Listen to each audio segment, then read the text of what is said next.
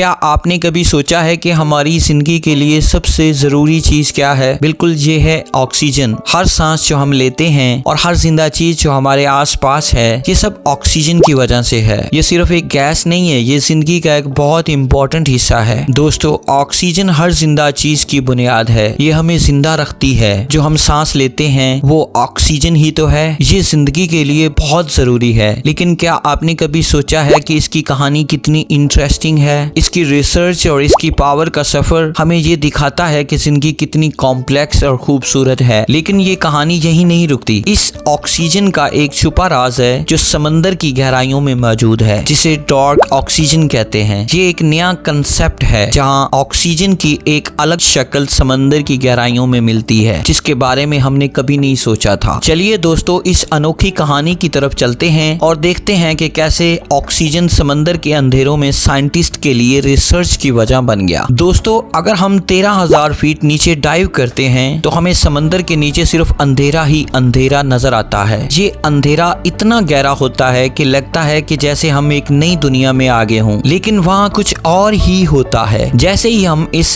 गहराइयों की तरफ जाते हैं, हमें पता चलता है कि ऑक्सीजन का लेवल अचानक कम होने की बजाय बढ़ रहा है। ये सुनने में अजीब लगता है, लेकिन ये सच है। आमतौर पर हमने सुना है कि समंदर की गहराइयों में ऑक्सीजन का लेवल बहुत कम हो जाता है, लेकिन इस बार थ्योरी कुछ अलग है। इस इंटरेस्टिंग रिसर्च ने साइंटिस्ट को हैरान कर दिया है, क्योंकि यहाँ जहाँ अंधेरा है वहाँ ऑक्सीजन की एक नई टाइप मिल रही है। इस ऑक्सीजन को साइंटिस्ट डार्क ऑक्सीजन कहते हैं, जो 13,000 फीट की गहराइयों में मौजूद है। दोस्तों, 2010 की बात है। अमेरिकन साइंटिस्ट ने डीप सी माइनिंग के लिए एक्सपीडिशन शुरू की। इनका मकसद था कि वो क्लैरियन क्लिफ्टन जोन जैसा एरिया एक्सप्लोर करें, जो मैक्सिको से भी बड़ा है। यहाँ पर आपको बताते चलें क्लैरियन क्लिफ्टन जोन क्या है। बेसिकली ये एक बहुत बड़ा ओशनिक जोन एरिया है जो पैसिफिक ओशन के बीच में मौजूद है। ये जोन मैक्सिको और हवाई के बीच समंदर में फैला हुआ है और इसका रुख साउथ अमेरिका की तरफ है। क्लैरियन क्लिफ्टन जोन लगभग 6 मिलियन स्क्वायर किलोमीटर्स पर फैला हुआ है, जो कि बड़े बड़े समुद्री इलाकों में से एक माना जाता है। और साइंटिस्ट यहाँ पर मेटालिक नूडल्स ढूंढने के लिए रिसर्च कर रहे थे। और अब आपको मेटालिक नूडल्स के बारे में बताते हैं। बेसिकली दोस्तों, सी बेड यानी समंदर की तह पर बहुत ही कीमती मेटालिक नूडल्स पाए जाते हैं। ये नूडल्स जो देखने में छोटे गोल पत्थर की तरह दिखते हैं, असल में मेटल से भरे हुए होते हैं। इन नूडल्स में मैंगनीज, निकल, कॉपर और कोबाल्ट जैसी मेटल्स होती हैं, जो आजकल के मॉडर्न टेक्नोलॉजी जैसे कि इलेक्ट्रिक व्हीकल्स, मोबाइल फोन्स और बैटरीज के लिए बहुत जरूरी हैं। दोस्तों, साइंटिस्ट ने नूडल्स की तलाश में समंदर की इन गहराइयों में डाइव किया, तो उन्होंने देखा कि इन नूडल्स के आसपास मैसिव अमाउंट्स में ऑक्सीजन बन रही है। ये ऑक्सीजन जो हमें पहले कभी नहीं मिली और इसे हम डार्क ऑक्सीजन कहते हैं। ये ऑक्सीजन अंधेरी गहराइयों में बिना किसी सनलाइट के बनता देखा। दोस्तों, अब हम डार्क ऑक्सीजन के प्रोसेस को समझते हैं कि डार्क ऑक्सीजन समंदर में नीचे कैसे बन रही है। साइंटिस्ट के मुताबिक मेटालिक नूडल्स समंदर के पानी को लेते हैं और पानी का फार्मूला आपको पता होगा, H2O, यहाँ 2 हाइड्रोजन और 1 ऑक्सीजन होता है। ये नूडल पानी को स्प्लिट कर देते हैं, यानी कि पानी के मॉलिक्यूल्स को तोड़कर ऑक्सीजन और हाइड्रोजन अलग कर देते हैं। जब ये स्प्लिट होता है तो ऑक्सीजन को हम आसमान के ऊपर छोटे छोटे बबल्स की तरह निकलते हुए देखते हैं, जैसे एक बैटरी में चार्ज होता है। और जब हम बैटरी यूज करते हैं तो उसमें से एनर्जी निकलती है। वैसे ही ये नूडल्स इलेक्ट्रिकली चार्ज्ड होते हैं। ये चार्ज मेटालिक नूडल्स को इनेबल करता है कि ये पानी के मॉलिक्यूल्स को तोड़कर ऑक्सीजन रिलीज करे। और क्योंकि ये पूरा प्रोसेस समंदर की अंधेरी गहराइयों में हो रहा होता है, जहाँ धूप या सनलाइट बिल्कुल नहीं होती, इस वजह से इस ऑक्सीजन को डार्क ऑक्सीजन कहते हैं। दोस्तों, अगर डार्क ऑक्सीजन जहाँ समंदर की गहराइयों में बन रहा है, तो शायद दूसरे प्लैनेट्स या मून्स पर भी ये प्रोसेस हो रहा हो। सोचने की बात। दोस्तों, इनसे लेडियस और यूरोपा दोनों के पास सॉल्टी लिक्विड ओशंस हैं, जो जिंदगी के लिए एक कंडक्टिव एनवायरनमेंट बना सकते हैं। दोस्तों, इनसे लेडियस और यूरोपा 2 मून्स हैं जो सैटर्न और जुपिटर के गिर्द घूमते हैं। अगर वहाँ मेटालिक नूडल्स या किसी तरह की केमिकल रिएक्शंस हो रही हैं, तो हो सकता है कि वहाँ भी डार्क ऑक्सीजन बनता हो। ये प्रोसेस जिंदगी के लिए एक नई सोच का दरवाजा खोल सकता है और हमें ये समझने में मदद कर सकता है कि क्या हमारे सोलर सिस्टम के इन मून्स पर भी जिंदगी हो सकती है। इस रिसर्च के लिए रिसर्चर्स ने बहुत मेहनत की है, ये जानने के लिए कि डार्क ऑक्सीजन किस तरह तरह से बनता है। उन्होंने बहुत सारे एक्सपेरिमेंट्स किए हैं। समंदर की इन गहराइयों में जाकर उन्होंने देखा है कि कैसे ये नूजल्स ऑक्सीजन को जनरेट करते हैं। इसका असली मकसद समंदर की इकोलॉजी को समझना है। पहले उन्होंने सोचा कि शायद इनके सेंसर्स खराब हैं या रीडिंग्स गलत हो सकती हैं, लेकिन जब उन्होंने